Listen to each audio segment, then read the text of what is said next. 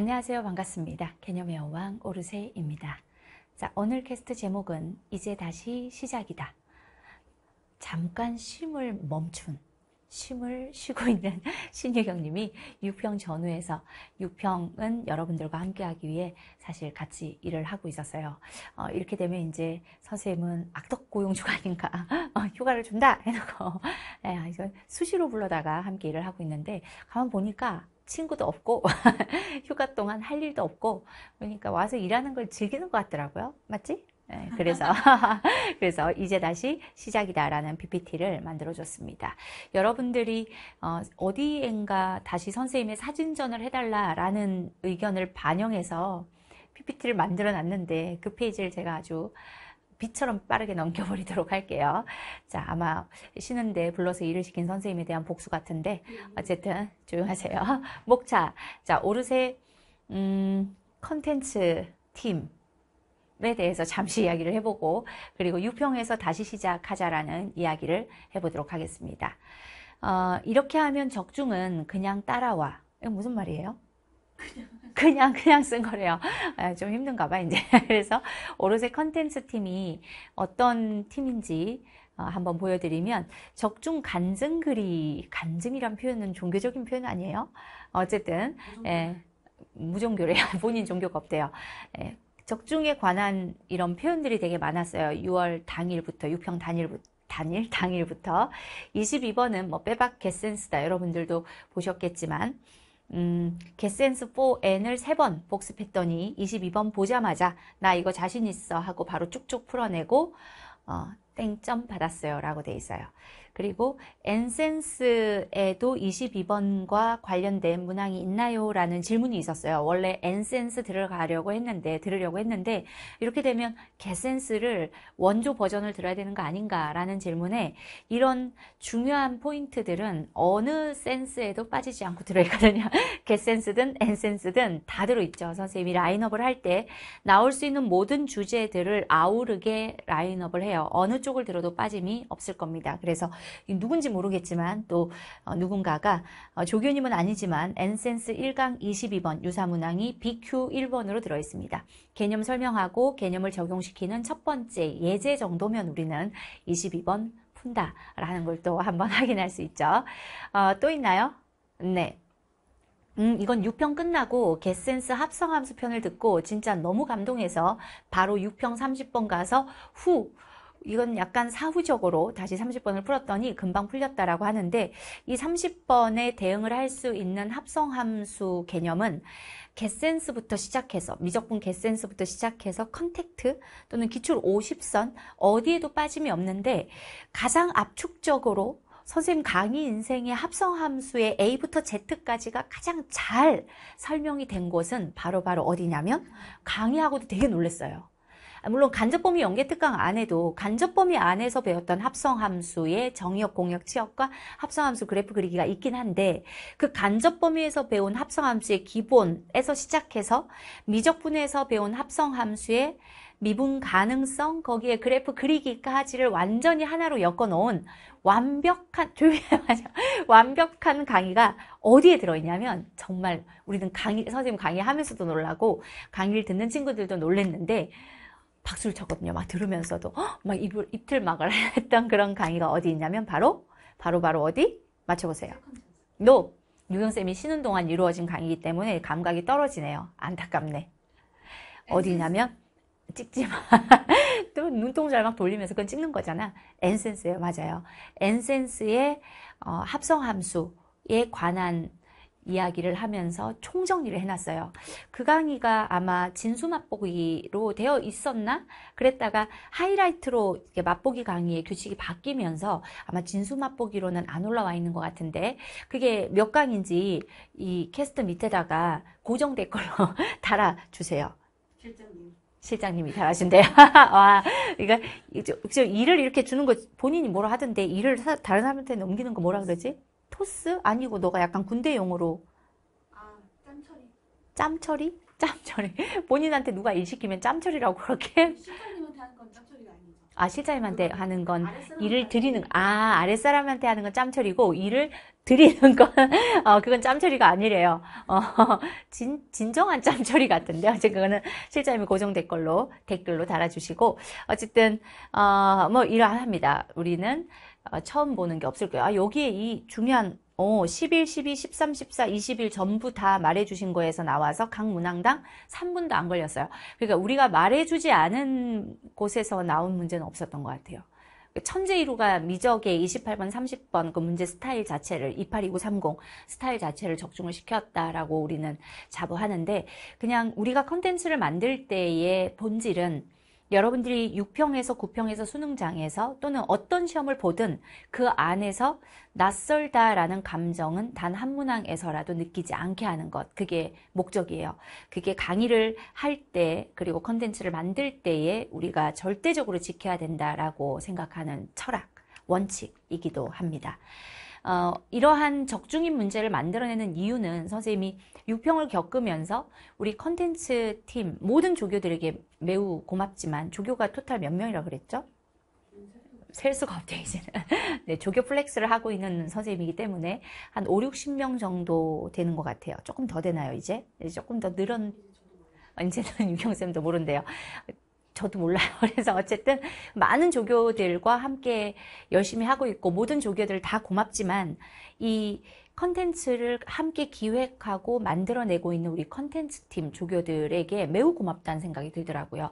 이들이 아니면 이 좋은 문항들이 제작이 되고 잘 검수가 되고 오류 없이 여러분들에게 전해줄 수 있었을까라는 생각을 했고, 6평 을 또 겪으면서 다시 한번 우리 컨텐츠 팀 조교들에게 심심한 감사를 표합니다. 어쨌든 이 컨텐츠 팀 조교들의 어떤 문항 제작의 원칙은 천재들이에요. 이분들 자체가 똑똑한 사람들이에요.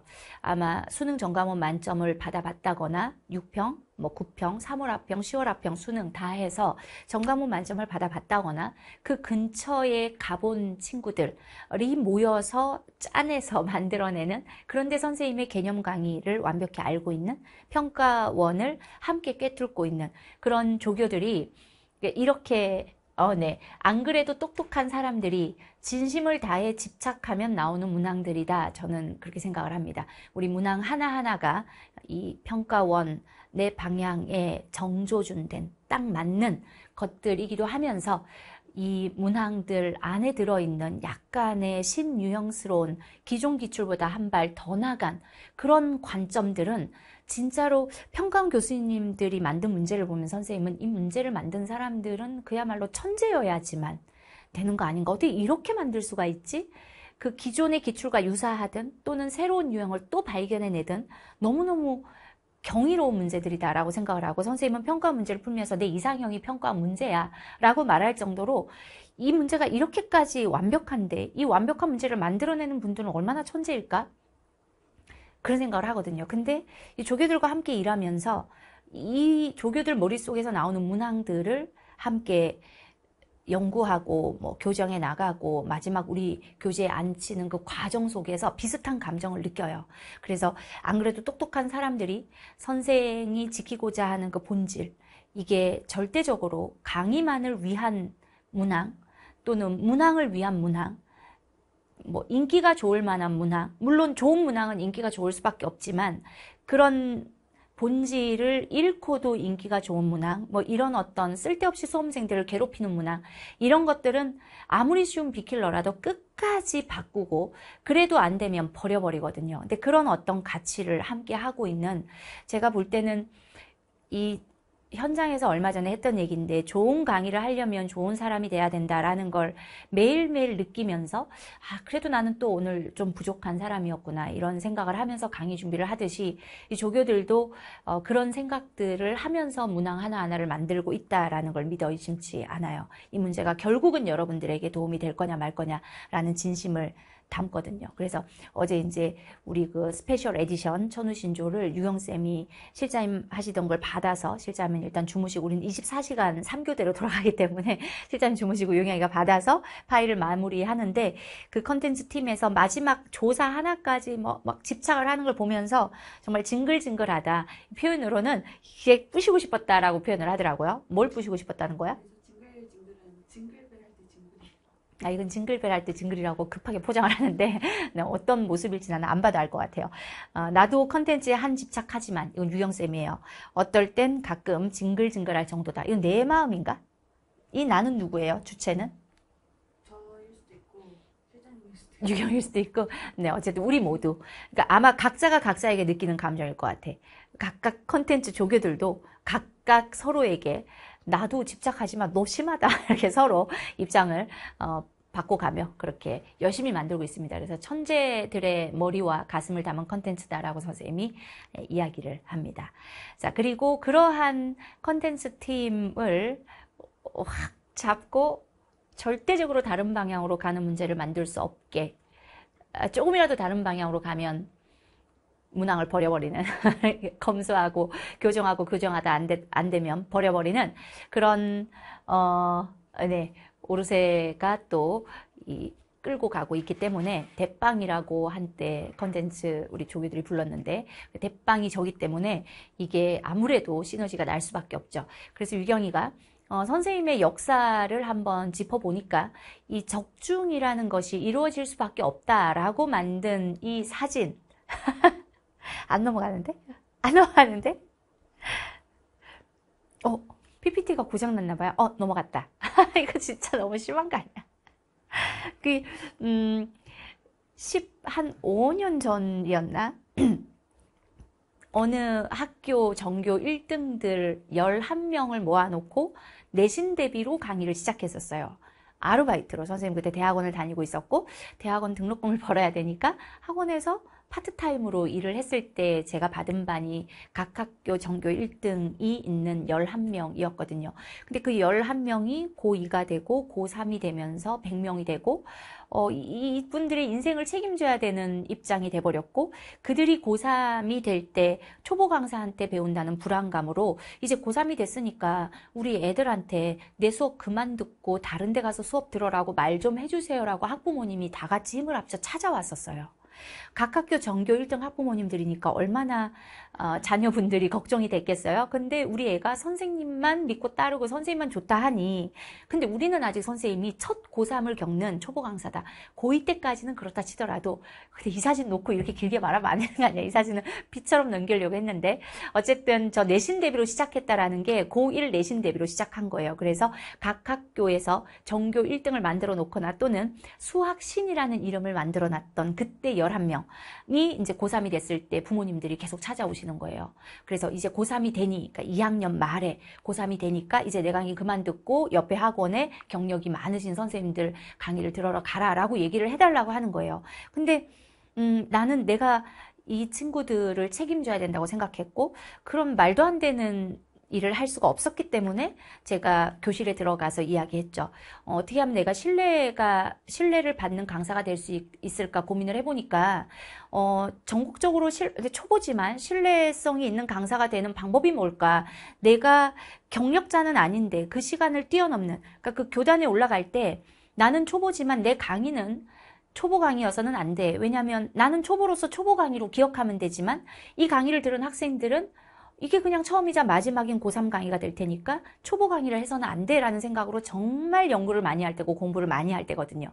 근데 그럼에도 불구하고 객관적으로 외부에서 선생님을 신뢰할 수 있게 해야 되겠다라는 생각을 하고, 그때 지원한 게 EBS였고, 내가 EBS 합격하는 걸 보여줄게. 왜냐면 3월에서 4월 정도의 지원 원서를 받았고, 그때 EBS에서 대대적으로 그 어떤 지원을 받으면서 EBS가 성장을 할 때였고, EBS 연계율이 70%였던, EBS가 막 뜰 때였어요, 그때. 그래서 EBS 강사가 될 테니까 나를 지켜봐라. 그래서 EBS 지원을 3월에서 5월 사이에 서류 지원을 했고, 서류 전형에서 1차, 2차, 3차 오디션까지 해서 발표가 약 10월쯤에 났던 것 같아요. 10월에서 11월 사이.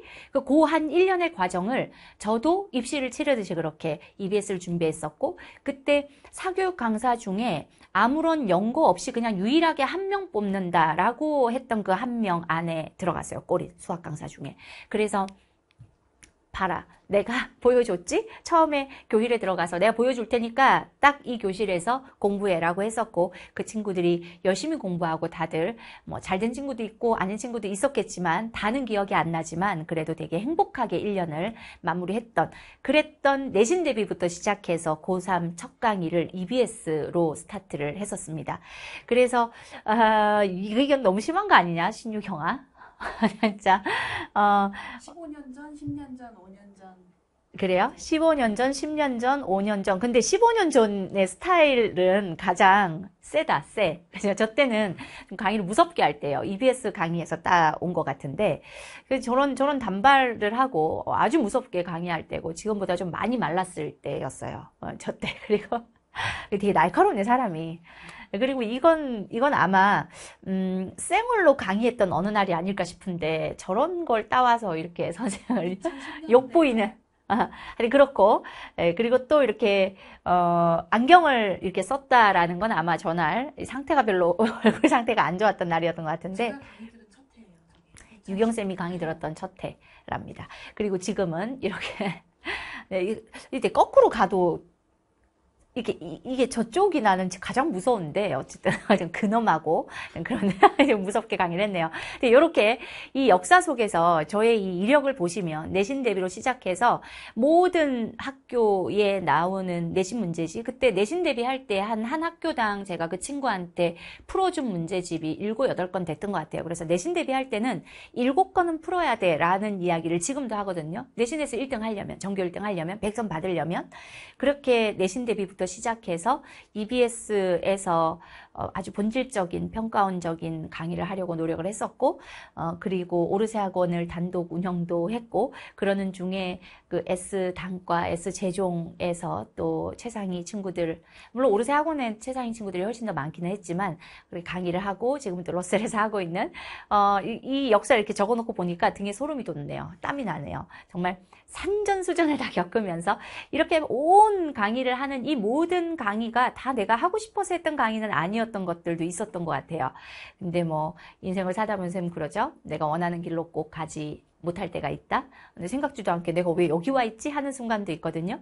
근데 지금 이 모든 순간을 겪을 때 내가 왜 여기 와 있지라는 그런 곳들도 있었지만, 하지만 그 순간마다 그래도 이 경험을 해서 정말 다행이다. 그래도 내 컨텐츠가 아닌 이런 어마어마한 컨텐츠를 분석하면서 강의하고 온라인은 내 컨텐츠로 또 커리를 만들고 하면서 매우 힘들었지만 이 시장에 수험생들이 열광하는 컨텐츠를 가지고 5년 동안이나 분석하면서 강의를 해보면서 이 시장에서 여러분들을 도와주기도 하고 괴롭히기도 하는 그러한 컨텐츠의 A부터 Z까지를 정말 탈탈 털어본 것 같아요.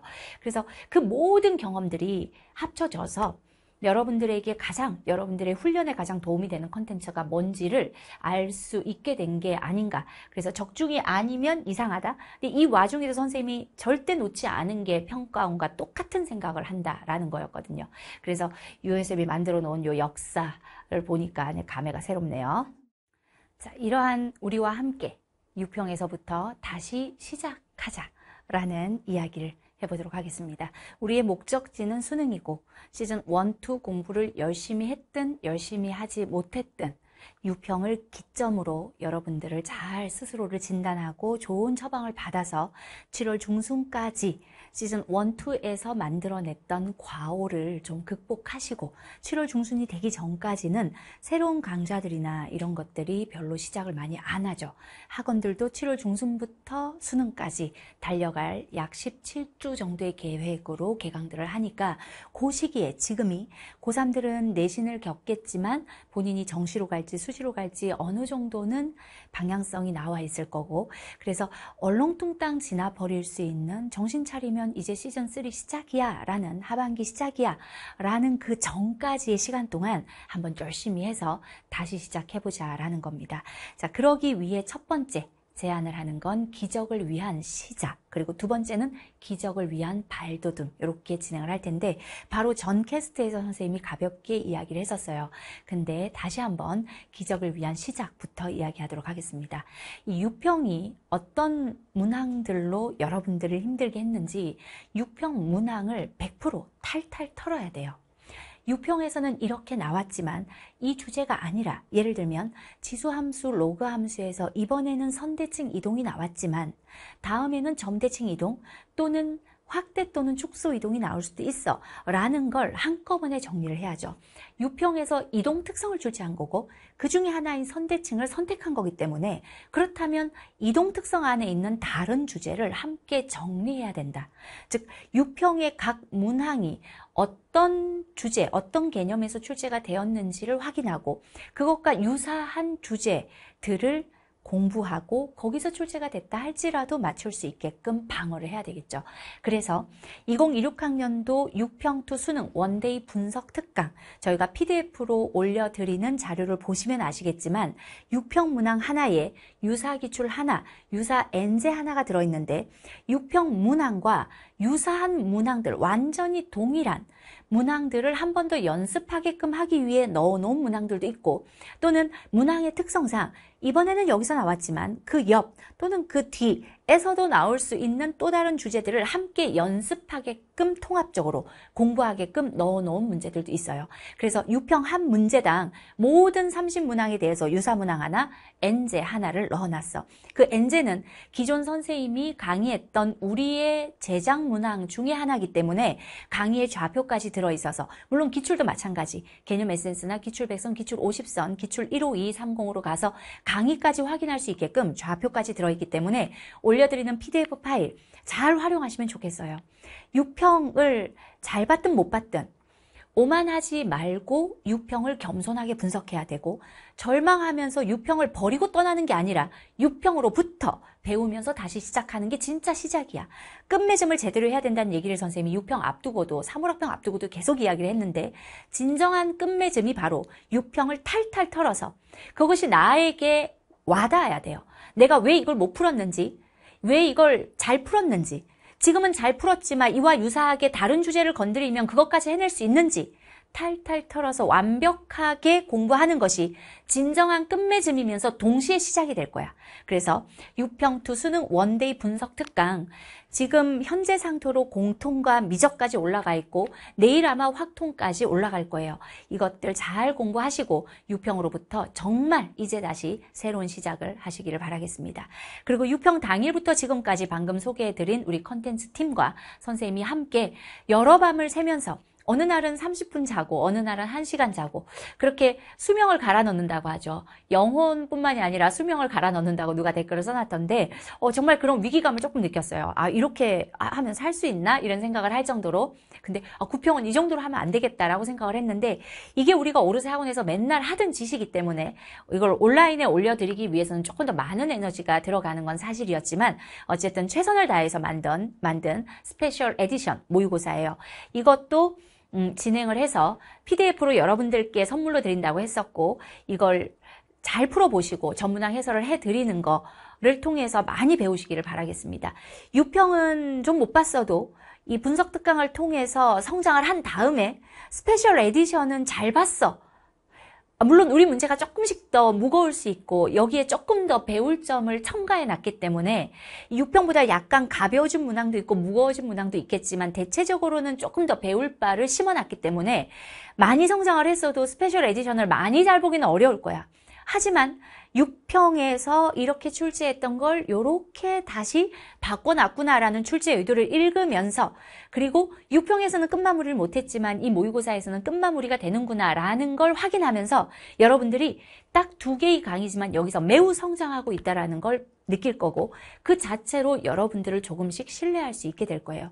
그래서 이 2 강의를 통해서 다 PDF로 제공을 하고 강의만 들을 수 있게 해드리니까 2 강의를 통해서 꼭 많이 성장하시기를 바라겠습니다. 자, 이렇게 시작을 한 여러분들은 이제 이건 뭐죠?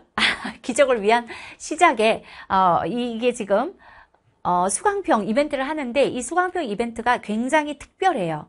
선생님의 메가스터디에 올라가 있는 6평 해설 강의 그리고 방금 소개한 6평 투 수능 원데이 특강이라는 6평 분석 강의 그리고 스페셜 에디션이라는 모의고사 이 6평에 관한 모든 강의들에 대한 수강평 이벤트인데 특별한 건 뭐냐면 선생님 강좌에 대한 수강평일 뿐만이 아니라 이 해설이라고 하는 건 그냥 메가에 올라가 있는 6평 해설이에요. 선생님의 기출 해설을 참고로 공부합니다라는 수강생이 아닌 비수강생들이 되게 많아요. 선생님 강의는 선생님 강의를 듣지 않더라도 기출 해설은 선생님 거 들어요 라는 친구들이 정말 많았습니다. 옛날부터. 그래서 기출 해설을 듣는 이유가 뭘까? 선생님의 비수강생일지라도 이번에도 6평 해설을 듣고 소름이 돋았다 또는 너무 놀랬다 22번을 이렇게 풀면 나도 풀 수 있겠다 뭐 21번 2번을 이렇게 푸시는 분은 이분밖에 없을 것 같다 이런 어떤 반응들을 보면서 선생님의 수강생이든 비수강생이든 해설 강의를 들은 사람들의 수강평을 좀 받고 싶었어요. 저희도 어떤 마음을 가지고 있는지 좀 보고 싶고 듣고 싶고 해서 하는 이벤트예요. 그래서 6평 해설, 우리 강좌가 아니더라도 6평 해설을 들은 수강평 이벤트를 모십니다. 그래서 이런 걸 진행한다는 거. 특별히 꼭 소개해야 된다라는 유경쌤의 그 이야기를 첨언하자면 이게 뭔가 밈이래요. 밈. 어떤 사진인 것 같아요. 그런데 이거를 저작권이 있을까봐 예전에 우리가 한 밈을 올렸다가 저작권 때문에 내린 적이 있었거든요. 블러 처리하고. 그래서 유영쌤이 이번에는 이거를 굿노트에다가 그렸대요. 근데 보면 그림을 상당히 잘 그려요. 이렇게 하고 있는 이 그림을 그렸다고 합니다. 됐어? 약해요. 이걸 뭐 어떻게 소개해줘야 돼, 그러면은? 막 깜빡깜빡해줘? 왔다 갔다 왔다 갔다? 네, 하여튼 그렇습니다. 오케이. 다시 한번 보시고. 그림 잘 그리죠? 칭찬 한번 해주세요. 댓글에. 네. 그리고 기적을 위한 발돋움. 이 발돋움은 왜 발돋움이라고 하냐면, 여러분들은 약 7월 중순부터 수능까지 마지막 마라톤을 시작할 거예요. 수능까지 온 힘을 다할 공부를 약 17주 또는 18주 정도 거의 7월 중순부터 학원들은 다시 강의를 시작할 거고 온라인 강좌들도 마지막 하반기 강의가 거의 7월 중순에 스타트가 되죠. 근데 그 전까지의 시간 요게 틈새 시간을 잡아내는 이게 굉장히 중요한 시간이에요. 지금부터 7월 중순까지 이게 어찌어찌 하다 보면 금방 흘러버리는 시간이야. 내가 하고 있는 어떤 굵은 커리와 커리 중간 아주 틈새 시간이거든요. 요 시간을 잡는 게 기적을 위한 발돋움을 한다라고 볼 수 있어요. 그러니까 시즌 1, 2에 내가 만들었던 과오가 있다면 개념의 허점이 있거나 기출을 덜 분석했거나 엔제를 제대로 기출처럼 풀어보지 못했거나 3월 학평, 6월 학평이라고 해서 무시하고 3평 대비, 6평 대비 실무를 제대로 못 해봤거나 뭔가 내가 6평을 대비하기에 부족했던 점들을 채울 수 있는 그리고 만약 7월 중순에 이 6평을 봤다면 훨씬 잘 볼 수 있는 성적으로 만드는 것. 그게 기적을 위한 발돋움이야. 그 기적을 위한 발돋움을 하기 위해서는 개개인이 무엇이 부족한지를 알아야 되고 그 부족한 것을 진단하고 처방해 주는 게 바로 이번에 진행하는 오르세 연구실 6평 상담소예요. 이게 시험지 상담인 거고 매년 오르세 학원에서 대면으로 선생님이 직접 했던 것들을 온라인에 적용을 시키기 위해서 프로그래밍을 했고 여러분들이 틀린 문제 각각의 어떻게 틀렸는지에 따라서 처방이 다르게 나가는 그 풀이 자체를 관찰하고 하는 처방이기 때문에 가장 여러분들에게 정확한 처방이 갈 거야. 그걸 받고 7월 15일까지 지금부터 약 4, 5주의 시간 동안 무엇을 가지고 공부하는 것이 이후 제대로 날아오르기 위한 발돋움이 될 거냐라는 걸 이걸 통해서 받아보시기를 바라겠습니다. 아마 QA 게시판에 지금 올라가 있을 거예요. 시험지를 어떤 식으로 찍어서 올려야 되는지 그걸 저희가 모두 확인하고 그에 딱 맞는 처방을 오르세와 유사한 관점으로 여러분들에게 처방이 갈 수밖에 없는 프로그래밍을 해서 동료들이 다 같이 한번 덤벼서 여러분들을 도와보도록 하겠습니다. 이 기적의 발돋움 제대로 하시면 7월부터 조금 더 든든하게 어떤 엔제든 실모든 받아들일 탄탄한 그릇이 만들어질 테니 너무 걱정 마시고 다시 시작하시면 된다라는 거. 이제 그리고 나서 7월 중순부터 여러분들에게 드릴 기적을 일으켜낼 시즌3의 커리큘럼은 다음과 같이 총 3가지로 분류가 될 것 같아요. 하나는 선생님이 연초에 소개했던 커리큘럼 소개 온포인트라는 강좌명을 좀 바꿨습니다. 온포인트가 적중이란 뜻인데 이게 조금 옹졸해 표현이. 온포인트 약간 좁혀들잖아요. 그래서 조금 멋있는 이름이 없을까? 현장에서 하던 온포인트를 업그레이드를 시켰는데 이 어마어마한 각 단원을 기출이 아닌 우리의 엔제로 정리해 나가는 개념 에센스는 개념과 기출로 한 단원 공부를 했다면 그걸 좀 더 압축적으로 엔제를 통해서 모든 기출을 개념 에센스에서 경험했다면 이 점에서 마지막 킬러까지 하나의 개념으로 풀리는 것을 기출을 통해서 확인했다면 마지막으로 우리의 엔제를 그 컨텐츠 팀과 함께 만들어낸 고퀄리티 수능에 딱 적중이 될 엔제를 가지고 엔제를 가지고 각 단원별 정리를 할 너무 멋진 파이널 교재인데 이걸 어떻게 설명하지? 마지막까지도 단원별 정리를 해나가는 이걸. 그래서 그랜드 파이널. 그런데 조금 더 그랜드 파이널 하는 순간 현장에서 우리 현장 수강생들이 되게 부끄러워했거든요. 부끄러워하네. 이걸 조금 더 부끄럽게 해볼까? 라는 생각으로 앞에 수식어를 붙였죠. 울트라 캡숑, 그랜드 파이널. 진짜 부끄럽겠죠. 아마 표지 디자인도 울트라 캡숑에 어울리게끔 준비를 할 텐데 그랬더니 우리 수강생들이 선생님 그럼 책을 덮어놓을 수가 없을 것 같은데요. 늘 펴놔야 될 것 같은데 아니 절대 덮어놔라. 쟤네 저 책 뭐야 라는 느낌이 나는 아주 기가 막힌 디자인이 하나 나오기를 간절히 바라고 있습니다. 내지도 그렇게 그러니까 유경쌤이 약간 B급 감성이라고 표현하는 그런 울트라 캡숑 하지만 그 안에 들어있는 문항 하나하나는 매우 퀄리티 있는 이거 뭐야 수능 문제야 모든 난이도에 경험해봐야 되는 모든 접근이 이 안에서 다 이루어지네 라는 생각을 할 수 있는 울트라 캡숑 그랜드 파이널 준비 중입니다. 그리고 스팟 넘버 6, 스팟 넘버 9 선생님도 아직 약간 낯설어 하는 것 같죠? 이건 샤넬 넘버 5가 아니에요. 스팟 넘버 9 실장님의 이 어떤 장명 센스죠. 네, 스팟 어디에 집중되어 있다? 넘버 9 뭘까요?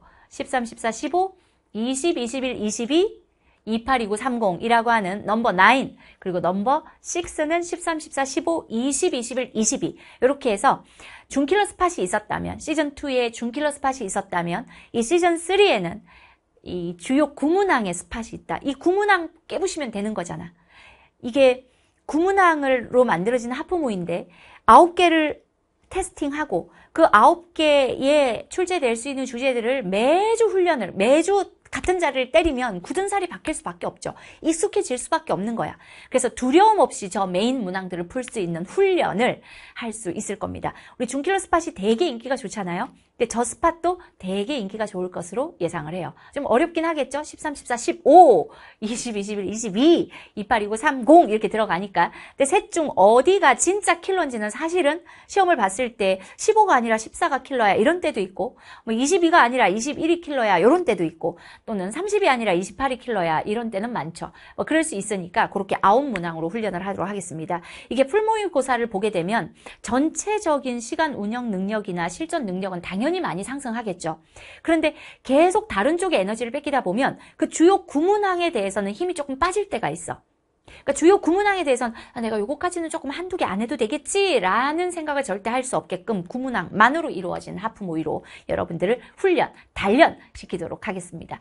그리고 파이널 천우신조 오메가가 진행되는 실무 강좌가 있고요. 자, 이렇게 시즌3 커리큘럼은 하나하나 만들어가고 있고 만들어지면 여러분들께 바로 다시 한번 제대로 소개를 하도록 하겠습니다. 네, 추후 공지라고 유경쌤 해놨네요. 본인 이제 더 이상 만들 수 없다 이런 뜻이겠죠. 네, 이제 끝. 자, 여기까지. 근데 이제 여기에 선생님이 하나만 공지하고 기왕 우리가 이렇게 늦어진 김에 하나만 공지하도록 하겠습니다. 무엇을 공지할 거냐면 이쪽으로 꼭 올 필요는 없지만 네, 이쪽으로 와서 이렇게 PPT에 본 어떤 내용에서 벗어나서 하나를 공지하면 우리 그 9평, 6평 2 수능 원데이 특강이라는 것에 영강의 강의명이 드루아라고 돼 있어요. 드루아. 이것이 아마 약 10분 정도 되는 강의일 거예요. 근데 이것을 왜 영강에 따로 해놨냐면 이 강의를 꼭 들었으면 좋겠어. 근데 이 강의는 이게 새로운 시작에 대한 이야기를 하는 내용이에요. 사실은 수학적 내용이 아니라 현장에서 유평으로부터 우리는 어떤 마음으로 다시 했으면 좋겠다라는 이야기를 했는데 요게 유평2 수능 원데이 분석하는 그날 현장에서 튀어나온 이야기이기 때문에 요걸 잘라서 드루아에다가 넣어놨어요. 근데 이 드루아의 주제는 뭐냐면 하룻강아지 범무서운 줄 모르는 그 초심, 그 마인드를 되찾아라 라는 게 주제예요.